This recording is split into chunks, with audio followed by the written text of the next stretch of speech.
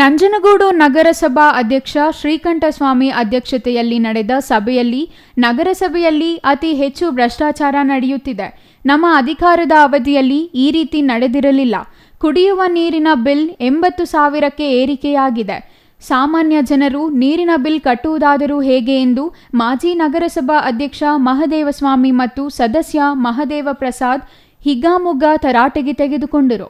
ಸಭೆ ಮುಗಿಯುವ ತನಕ ಗದ್ದಲದ ಗೂಡಾಗಿಯೇ ಸಭೆ ಪರಿಣಮಿಸಿತು. ಅಧಿಕಾರಿಗಳ ದುರಾಡಳಿತದಿಂದ ನಂಜನಗೂಡಿನ ಜನರು ಈಗಾಗಲೇ ರೊಚ್ಚಿಗೆದ್ದಿದ್ದಾರೆ.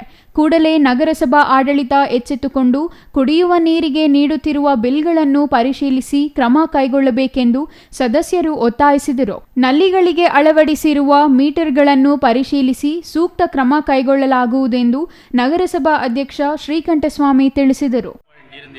ನೀರೊಂದು ಈಗೆಲ್ಲ ಸದಸ್ಯರ ಚರ್ಚೆಗಳ ಅನುಭವಿಸಿ ಏನು ಈಗ ಲಾಸ್ಟ್ ಜೂನು 4ನೇ ಜೂನು ಕಂಪ್ಲೀಟ್ ಆಗದೆ ಇರೋದ ಕಾರಣ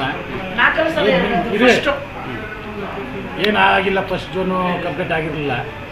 ಅದನ್ನೆಲ್ಲ ಕೂಲಂಕಷವಾಗಿ ಚರ್ಚೆ ಮಾಡಿ ಜನವರಿ ಗಂಟ ಏನು ಮೀಟ್ರ್ ಆಗಿಲ್ಲ ಮತ್ತು ಲೋಪದೋಷಗಳಿಂದ ಬಿಲ್ ಜಾಸ್ತಿ ಬಂದಿರೋದನ್ನ ಬಗೆಹರಿಸೋಕ್ಕೆ ಮತ್ತು ಏನು ಇನ್ಕಂಪ್ಲೀಟ್ ಆಗಿದೆ ಮೀಟ್ರ್ಗಳು ಹಾಕಿದೆ ಅದನ್ನು ಹೊಸದಾಗಿ ಮೀಟ್ರ್ ತಂದು ಜನಗಳೇ ಅಷ್ಟು ಬರೀ ಸರ್ವಿಸ್ ಚಾರ್ಜ್ ಮಾತ್ರ ನಮ್ಮ ನಗರಸಭೆ ತಗೊಂಡು ಅವ್ರಿಗೆ ಮೀಟ್ರ್ ಹಾಕ್ಕೊಡೋದು ನೀರನ್ನ.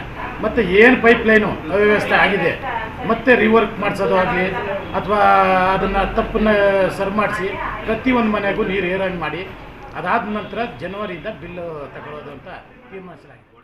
Kumar, CTV news, Nanjangud.